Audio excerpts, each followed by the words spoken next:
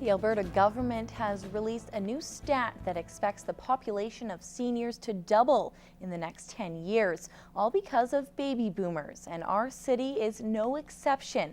And preparing for that boom is our city council by giving the go-ahead for improvements to the Legacy Centre. Elise Cox has more.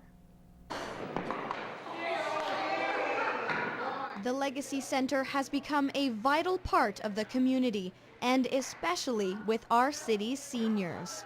The opportunity is here for them if they want to come out and express their talents, whether it be in drama, art, music, singing, exercise. We just have so many activities going on. But since its opening 20 years ago, they didn't expect this much volume to come through their doors. Today it's common for the ladies to serve meals for up to 200 people, and our present kitchen is very inadequate. So the Legacy Centre is getting a bit of a makeover. The new expansion includes a brand new kitchen, a creative workshop for crafts and building, and a coffee room to socialize. Following every activity, we do have coffee and goodies follow, and that's what seniors like is the sociability. All the statistics and data tell us that if we can provide low-cost, affordable opportunities for our seniors to socially network, that they're healthier, they're more alert, they're more productive, and they're going to take on and continue to take on many of our volunteer roles in our community. The renovations are set to begin next month, and Ernie is already counting down the days. Between the shop and the permanent coffee room and the new kitchen, it's going to be an awesome expansion. The cost works out to just under $600,000, which is funded jointly by the Lloydminster Senior Citizen Society, the Government of Alberta, and our city. Elise Cox, Newcap News. In part one of our Kids at Risk feature, we found out the importance of kids having a meaningful adult in their lives. The work of teachers and counselors goes a long way towards preventing crisis. Gerard Landfill tells us more about how our local school system aims to keep our kids safe. While schools monitor our kids, a crisis still may arise, but most times the telltale signs can be detected. Whether or not a school or the student is struggling in their studies. So all of a sudden it's starting to impact grades. Something could be happening. Friendship ties. Whether or not their participation rate in school and extracurricular is being impacted. Now boys seemingly are quicker to resolve conflicts than girls. The social sphere of females tends to be different in terms of the size of it, whereas male social spheres tends to be a little smaller. An incident between two females often ends up with 6 to 8 females being involved with the counselor or with the administrator. The dynamic of females forming camps compounds the issues, almost like comments being spread on Facebook. We try to rectify it, either having the information taken off the Facebook page, and then we deal with it in terms of the impact that it makes. Key is to get kids to take responsibility for their actions, and for parents, everyone needs to be on the same page.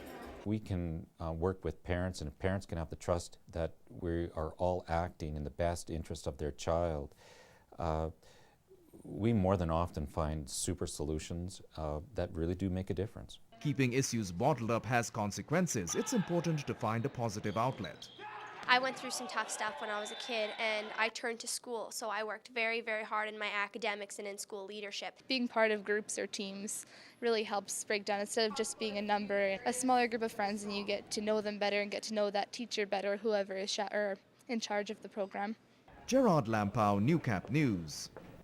Taking care of your feline friend. In this week's Pet Project, Jennifer and Allison explain the importance of vaccines and introduce us to a couple of animals looking for loving homes.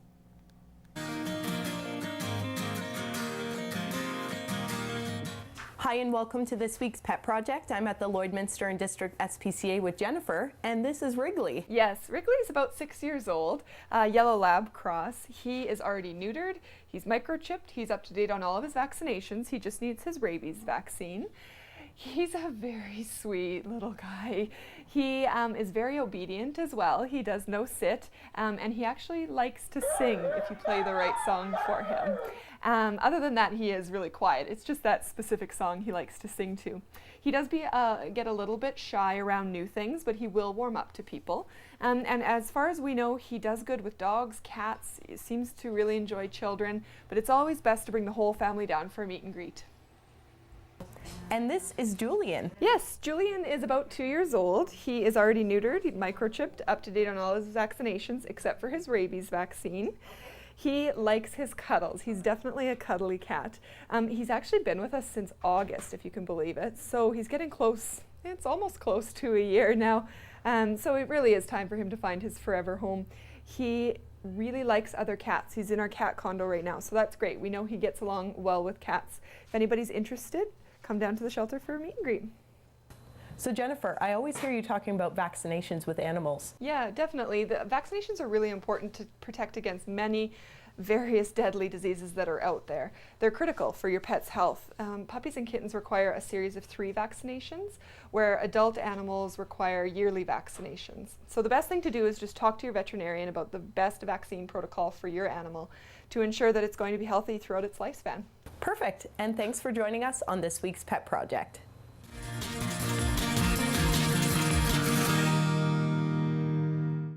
The Pet Project is sponsored by Quick Pick Waste Disposal. Locally owned and operated and serving urban, rural, and industrial customers in Lloydminster and region. Relay for Life is fast approaching, and the fundraising efforts have only just begun, including the Flush Away Cancer campaign. The toilet will be making its way around town, today stopping at the Service Credit Union. It's a good cause, and we can raise a lot of money for Relay for Life and for cancer.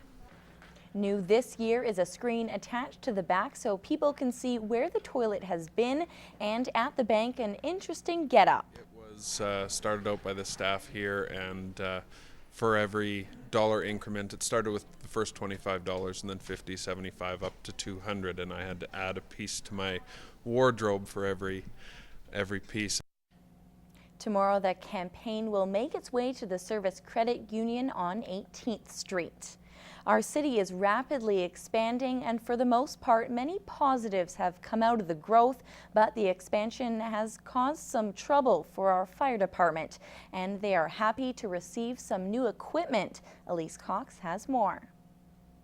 A major upgrade is just what the fire department has been asking for, and in the recent council meeting, they got it. We currently have a existing service unit vehicle, if you will wish to call it that. It's a 1990 truck, very small, a cube van type unit. So, 22 years old, I guess, and it is definitely too small for our needs at this point. The vehicle accompanies fire trucks to every emergency call, carrying vital equipment. But over time, the unit just didn't cut it anymore.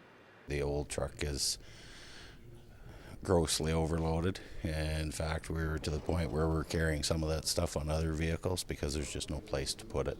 But the fire hall won't be seeing the new truck for another year because of its custom build. Well, it's just good planning, prudent planning. The other is getting more age. The equipment that's coming in fits better into the new truck, and the new truck will ensure reliability. The new unit will be as big as a full-size fire truck to accommodate our city's expansion. An incredible upgrade from the cube van. We've got an additional fire hall that we're looking after. We've got more equipment, more manpower, etc. So we have to keep up with the growth of the city and the growth internally within the fire department to make sure our equipment can meet the needs of the residents. The new truck was purchased at just under $600,000, which is covered under the capital budget. Elise Cox, Newcap News. The city's landfill is ready for the spring season with a few new additions to make for a seamless transition into warmer weather. The city has purchased a new landfill compactor for the cost of almost $600,000 with a lifespan of about 10,000 hours. The old one needs to be replaced to perform its proper function. When you don't get the proper compaction, if the equipment happens to go down, then it's just taking up more airspace in your engineered landfill cell. And so going forward, we're going to be replacing that equipment a little more frequently. And the recent construction of new landfill cells has opened up more room for it to do its job. We just started using the new cell within the last couple of months here, and so we're excited that that project's been completed. The landfill service fee is also going to be increasing by 25 cents from $5.50 to $5.75.